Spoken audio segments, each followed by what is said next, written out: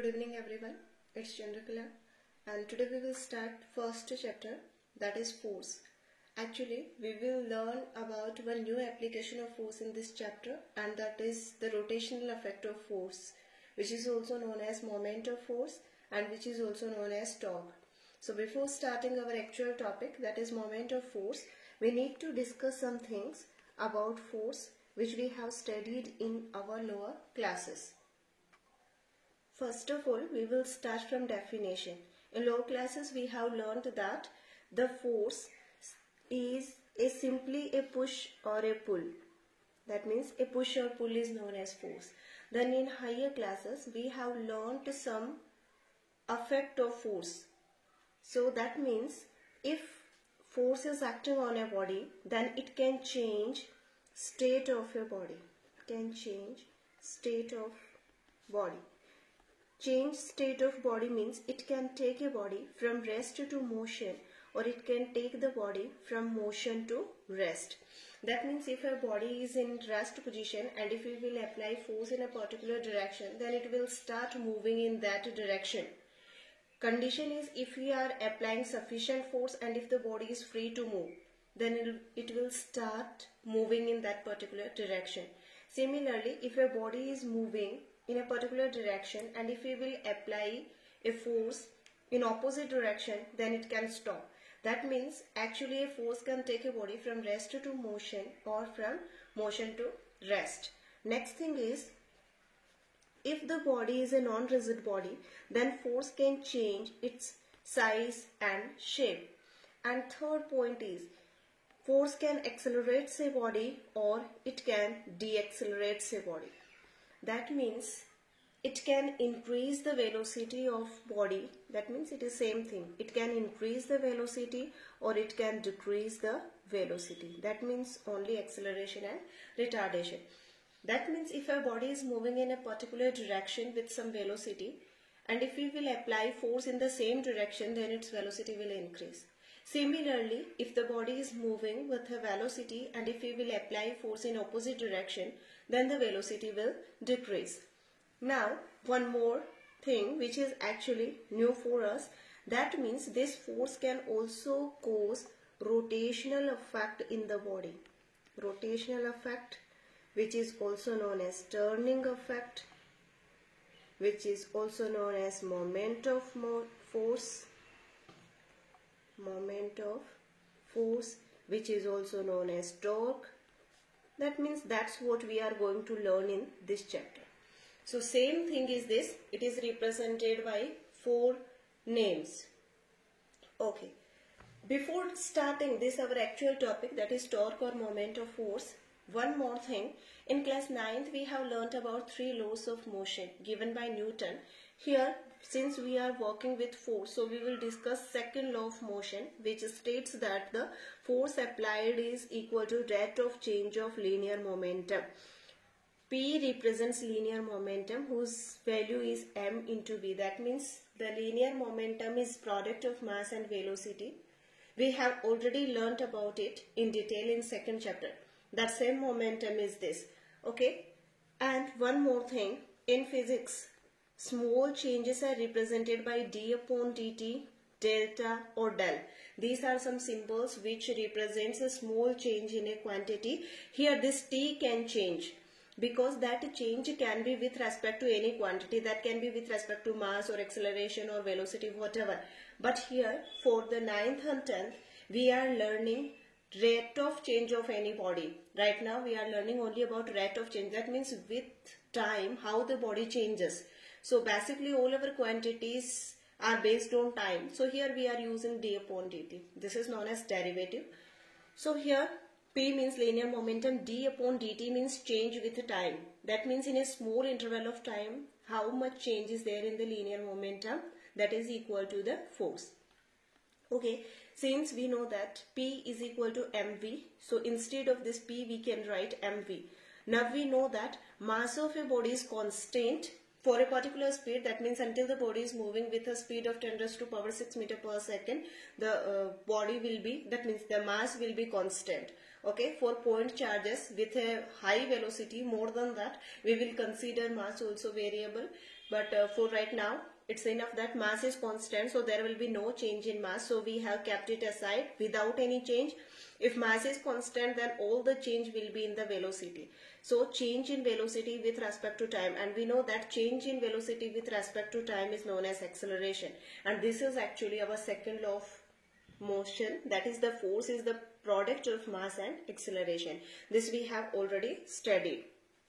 After that, we know that force is a vector quantity. That means it will have a magnitude and a direction. That means the numerical value, unit will be definitely there, because without unit we cannot work in physics, right? And direction will be there. Okay, along with that, we know that the SI unit of force is Newton.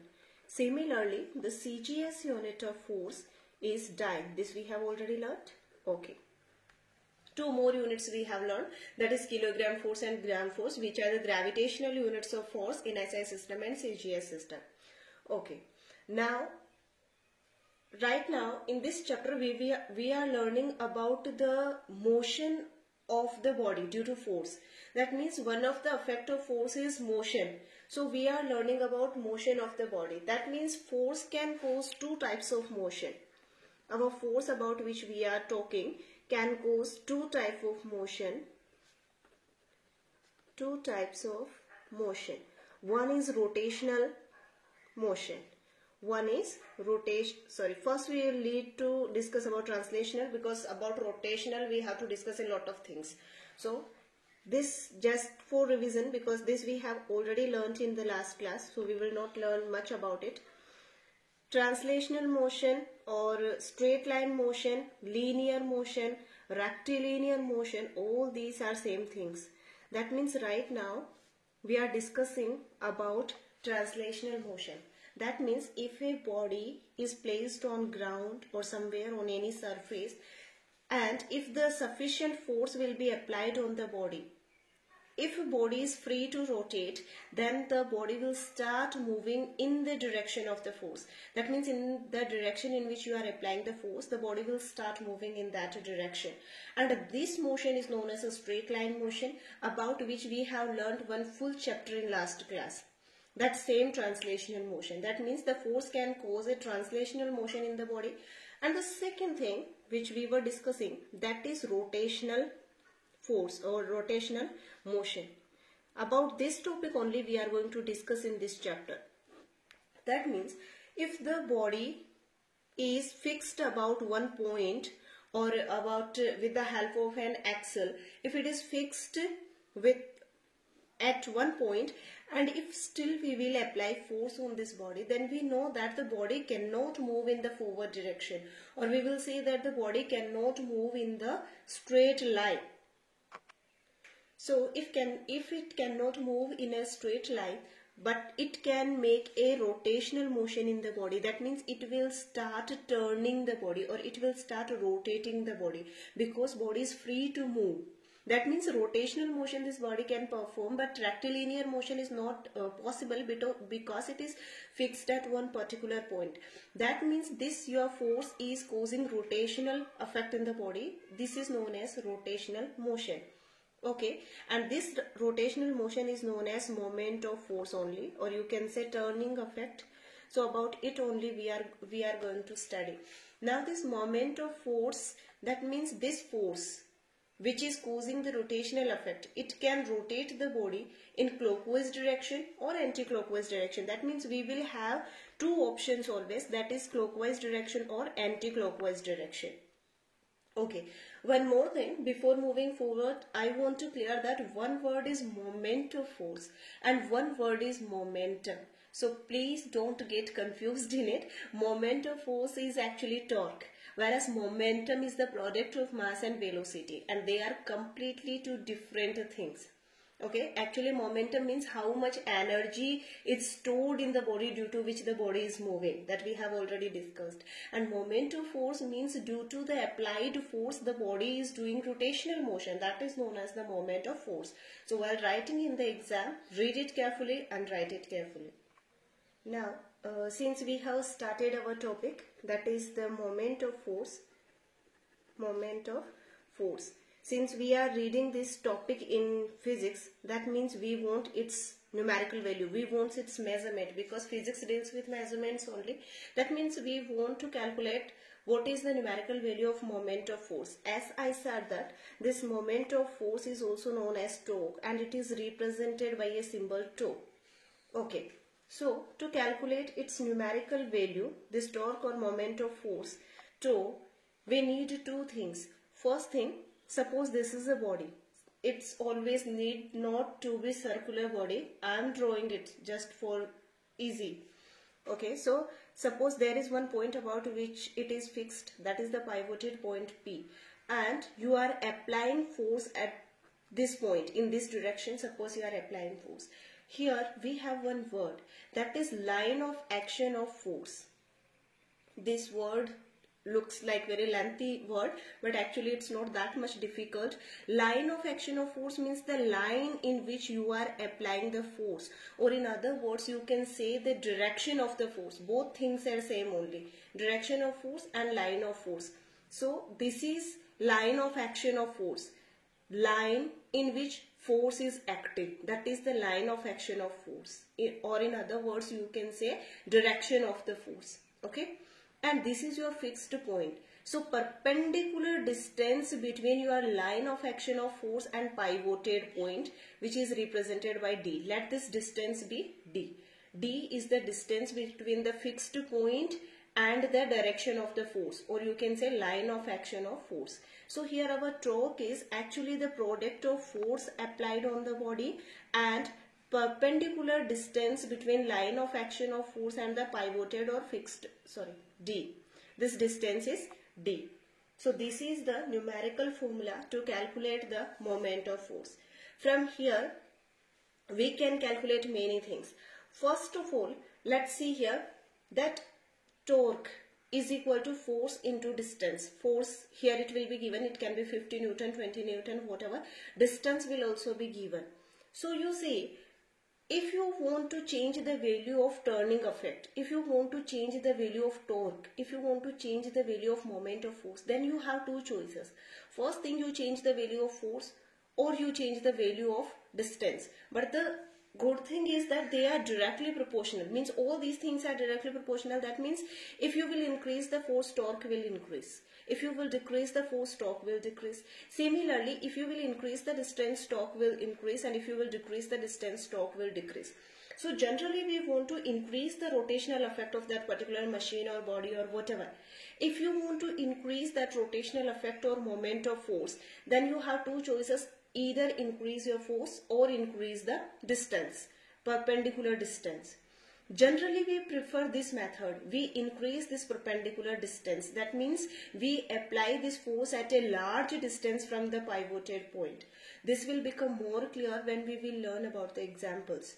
Okay, so since this force is applied by us, that means we are human beings now, we don't want to do work. That is our main problem. So thing is, we want maximum effect or maximum result, maximum turning effect by applying minimum efforts or by applying minimum force.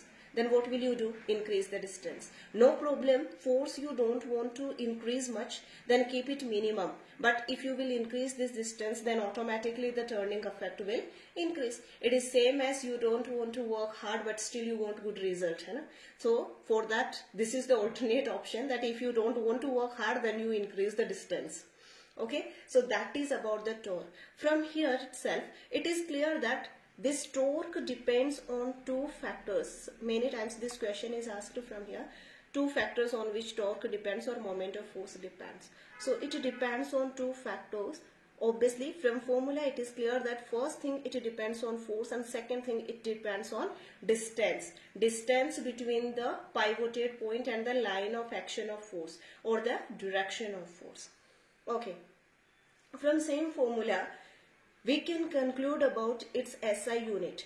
Since you have learnt the SI unit of both the quantities written here, you know that SI unit of force is Newton and SI unit of distance is meter. Therefore, SI unit of moment of force is Newton into meter.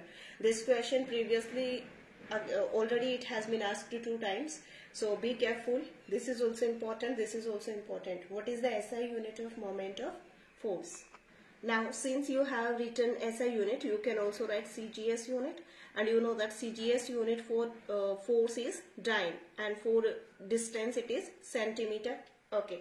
Similarly, in our book, two more units are given by the name of SI unit and CGS unit. That is kilogram force into meter and gram force into centimeter. There is nothing new. These are your friends since 8th class, right? In 8th also we have learnt about them. In 9th also we have learnt about them. We know that gram force and kilogram force and gram force are the gravitational units of force. So relation between them also you have learnt. You know that 1 kilogram force is equal to 9.8 Newton. Sometimes we also take it as 10 Newton just for the easy calculation. Okay. Similarly, we know that 1 gram force is equal to 980 dyne. This you have already learned. So these conversions we have to keep in mind, because many numericals are given in the form of kilogram force and gram force. No doubt most important unit is this one, but still we have to keep at least these 3 units we have to keep in mind, because in numericals you may need to convert kilogram force into Newton or gram force into Newton. So be careful about that. This is the next thing which we have discussed. Now, two definitions are given. Actually, one is given about the turning effect and one is given about the moment of force. That means, actually, it is clear that when you want a turning effect in the body, when you want to turn the body, in that condition you will need force, and one you will need pivoted point. That means if a body is pivoted at a point and force is applied on it, then it will give you turning effect or moment of force.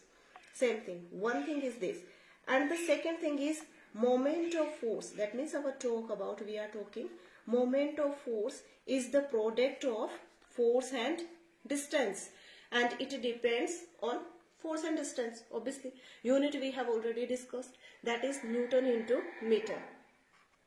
Okay, as we have already discussed right now, that in the case of rotational effect we have two possibilities. One is the body can move clockwise, and another one is the body can move anti-clockwise. That means we can have two types of moment of force, clockwise moment of force or anti-clockwise moment of force. Definition from name itself we can define that if the force is moving the body in clockwise direction, then that is clockwise moment of force, and if the body is moving the body in anti-clockwise direction, then it will be anti-clockwise moment of force.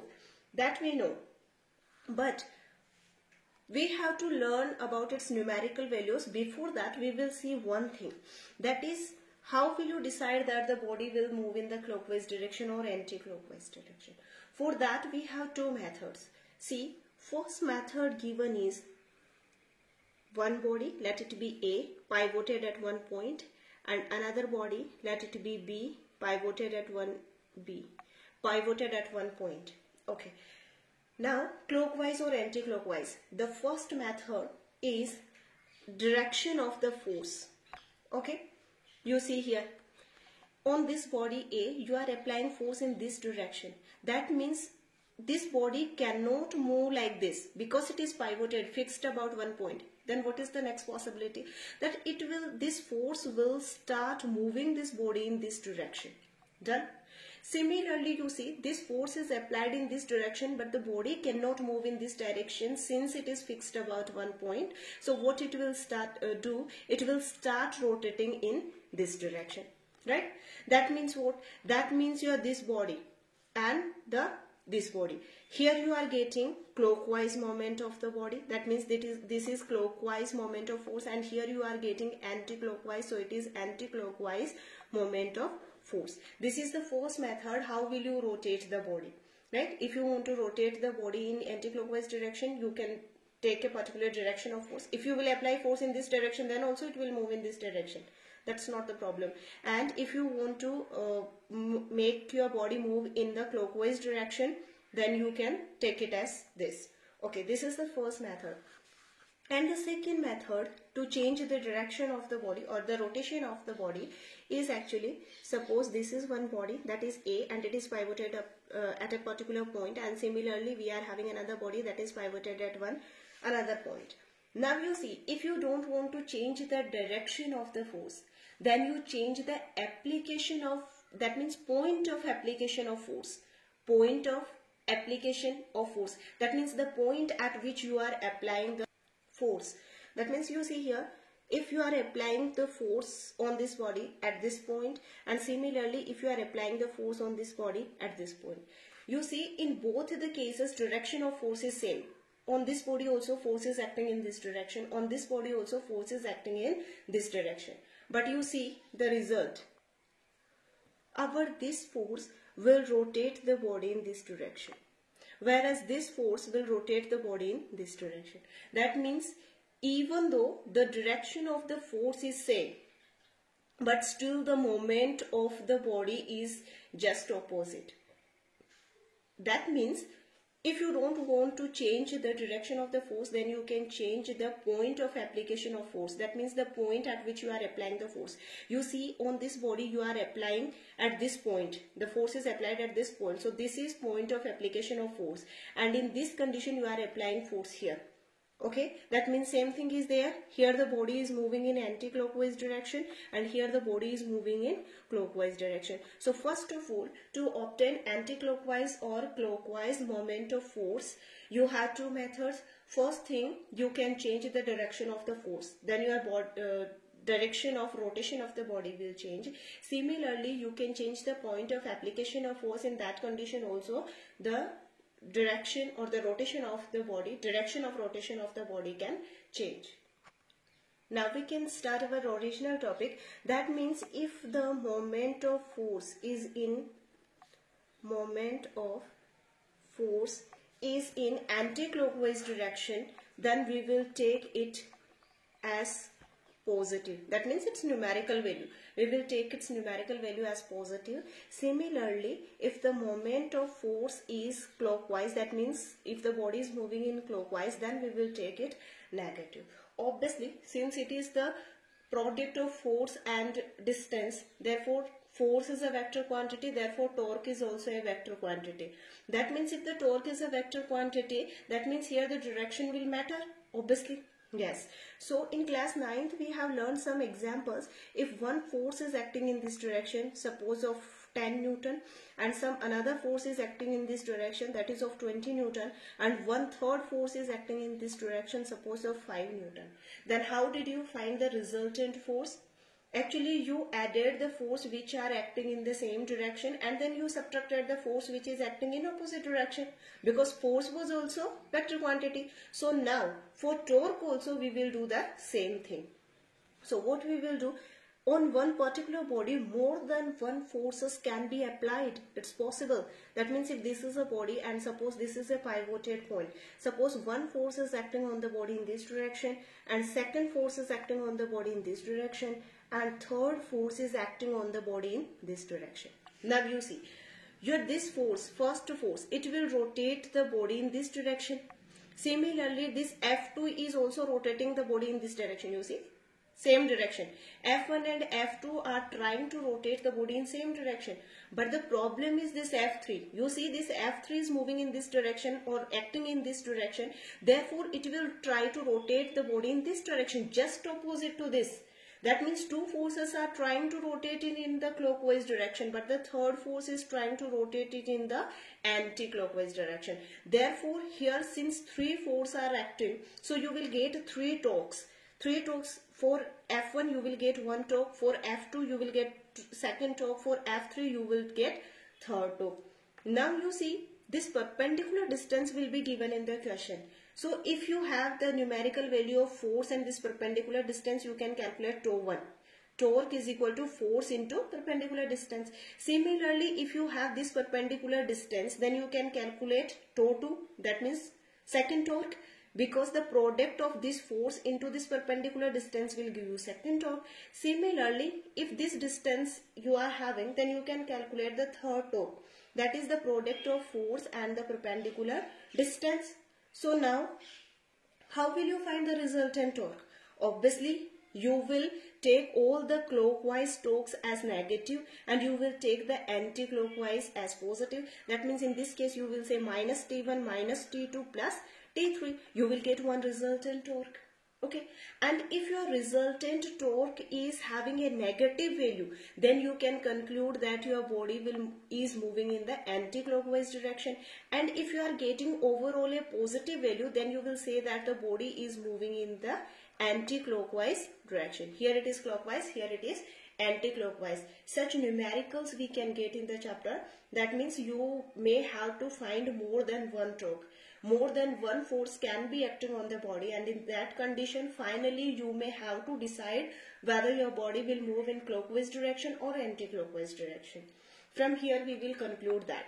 First thing and second thing, right now we have already discussed that torque will be or moment of force will be a vector quantity. So it will have direction as well as it will have magnitude, obviously with unit, numerical value with unit. Now one more thing is given here. That is, it's actually nothing new. It's screw rule. Screw rule means we all have used it at our home. That means many times we need to lose the screw. Many times we need to tighten the screw somewhere. So if you have observed it carefully, generally we do not observe. That means we start rotating in one direction, and if it is not working, we start rotating in another direction without thinking anything. But still, now next time if you will do and if you will observe, you will see that if you will rotate your screwdriver in anti-clockwise direction, then actually this anti-clockwise rotation moves the screw in upward direction and actually our screw get loosed. Similarly, if we will rotate it in the clockwise direction, then the screw will move inward. Inward, that means inside any wooden box or anywhere, inside a wall or somewhere. Then our screw will get tightened. That means what? That means actually if you want to take the screw outward, then you have to rotate it in the clockwise. That means if you want to open the screw, then you have to rotate your screwdriver in anti-clockwise direction. And if you have to tighten somewhere that screw, then you have to rotate it in the clockwise direction. If till now this experiment can be done at home, so if you have not done till now, then today take a screw and a screwdriver and try it. Then you will get it the clockwise and anti-clockwise. And this is not a simple thing because we will need it in electromagnetism also, so it is very important. Rest of the things we will see in the next class. Thank you.